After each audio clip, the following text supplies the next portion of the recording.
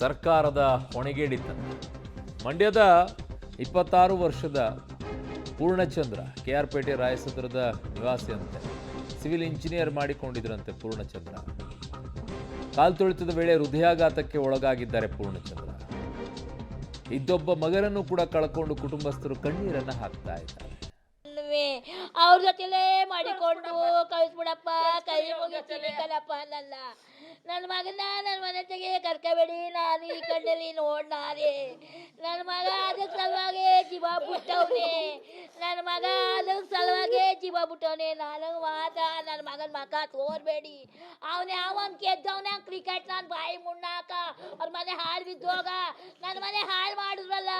ನನಗೆ ಈಗ ನನ್ಗೆ ಯಾರು ಉತ್ತೇಕ್ರಪ್ಪ, ನನ್ಗೆ ಯಾರು ಉತ್ತೇಕ್ರು ಹೇಳಿ. ನನಗಿರೋನಪ್ಪ ಮಗ, ಏನಪ್ಪ ಮಾಡಲಿ ನಾನು ನನ್ನ ಕರ್ಕೊಂಡೋಗಿ ಸಾಕ್ಬಿಡಿ ಕರ್ತವ. ಇವತ್ತು ಇದ್ದಿಲ್ಲಪ್ಪ, ಅವನು ಡ್ಯೂಟಿಲಿ ಮೈಸೂರಲ್ಲಿದ್ದ. ನಾವು ಹೆಣ್ಣು ನೋಡೋಕ್ಕೆ ಕಳಿಸಿದ್ದು.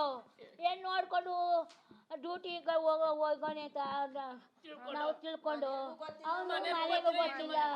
ಆಮೇಲೆ ಅಲ್ಲಿಂದವ ಸಾಯಂಕಾಲ ಫೋನ್ ಮಾಡ್ತೀನಿ ಕಣಮ್ಮ ಅಂತ ಅಂದ. ಹೆಣ್ಣು ಕಪ್ಕದೆ ಅಮ್ಮ, ನಾಳೆಗೆ ಹೇಳ್ತೀನಿ ಅಂತ. ನನ್ನ ಮಗ ದೇವ್ರು ಅಂತ ಮನ್ಸ ಕಣಮ್ಮ. ಬೆಳಗ್ಗೆ ಫೋನ್ ಮಾಡಿದ ಕಣಪ್ಪ. ಇವತ್ತು ಸಾಯಂಕಾಲ ಫೋನ್ ಮಾಡಿ ಹುಡುಗಿ ತರಲ್ಲ ಹೇಳ್ತೀನಿ. ನೋಡಿ, ಸರ್ಕಾರ ಮಾಡಿರುವಂಥ ಈ ಹಲ್ಕಟ್ಟು ಕೆಲಸದಿಂದಾಗಿ ಈಗ ಪಾಪ ಅವರೆಲ್ಲ ಬೈತಾ ಇರುವಂಥದ್ದು ಆ ಕ್ರಿಕೆಟ್ ಆಟಗಾರರ ಬಗ್ಗೆ. ಅವ್ರೇನ್ರಿ ಮಾಡಿದ್ದಾರೆ? ಅವ್ರೇನು ಮಾಡಿದ್ದಾರೆ? ಅವ್ರಿಗೆ ಯಾಕೆ ಹಿಡಿಶಾಪ ಹಾಕಬೇಕಾಗಿದೆ? ಹಿಡಿಶಾಪ ಹಾಕಬೇಕಾಗಿರುವಂಥದ್ದು ಸರ್ಕಾರದಲ್ಲಿರುವಂಥವ್ರಿಗೆ. ಎಷ್ಟು ಹಿಡಿಶಾಪ ಹಾಕಬೇಕು ಅಷ್ಟು ಹಾಕಿ. ಅವ್ರ ಪಾಡಿಗೆ ಅವ್ರು ಆಟ ಆಡಿದ್ದಾರೆ, ಅವ್ರ ಪಾಡಿಗೆ ಅವ್ರು ಗೆದ್ದಿದ್ದಾರೆ. ಅವ್ರನ್ನ ಕರೆಸಿದ್ದಾರೆ ಇಲ್ಲಿಗೆ. ಕರೆಸ್ಬಿಟ್ಟು ಜನ ಈ ರೀತಿಯಾಗಿ ಸೇರ್ಕೊಂಡಾಗ ವ್ಯವಸ್ಥೆ ಏನೇನು ಮಾಡಬೇಕಾಗಿದೆ, ಕರೆಸಿದ ನಂತರ ಅದನ್ನು ಮಾಡೋಕ್ಕಾಗದೇ ಇರುವಂಥ ಅಯೋಗ್ಯರನ್ನು ಹೆಂಗೆ ಉಗಿದ್ರು ಅಷ್ಟೇ ಅಲ್ಲಿ ಉಗಿಬೇಕು, ಅಲ್ಲಿ ಶಾಪ ಹಾಕಬೇಕು. ಪಾಪ ಕ್ರಿಕೆಟಿಗರಿಗೆ ಯಾಕೆ ಶಾಪ ಹಾಕಬೇಕು? ಇದು ಒಳ್ಳೆಯ ಕಥೆ ಆಗಿದೆ. ಮಾಡಿರುವಂಥ ಹಲ್ಕಟ್ಟು ಕೆಲಸ ಇಲ್ಲಿರುವಂಥವ್ರು ಬೈಯೋದು ಮಾತ್ರ ಅವರಿಗಂತೆ. ಚೆನ್ನಾಗಿದೆ. ಪಾಪ ಅವ್ರಿಗೆ ಗೊತ್ತಾಗಲ್ಲ ಊರಿನಲ್ಲಿರುವಂಥವ್ರಿಗೆ. ಅವ್ರೇನು ಅಂದ್ಕೊಂಡ್ಬಿಟ್ಟಿರ್ತಾರೆ, ಇವರೇನೋ ಆಟ ಆಡೋರು ಬಂದಿದ್ದಾರೆ ಅದಕ್ಕೆ ಹೆಂಗೆ ಆಗ್ಬಿಟ್ಟಿದೆ ಅಂಥೇಳಿ.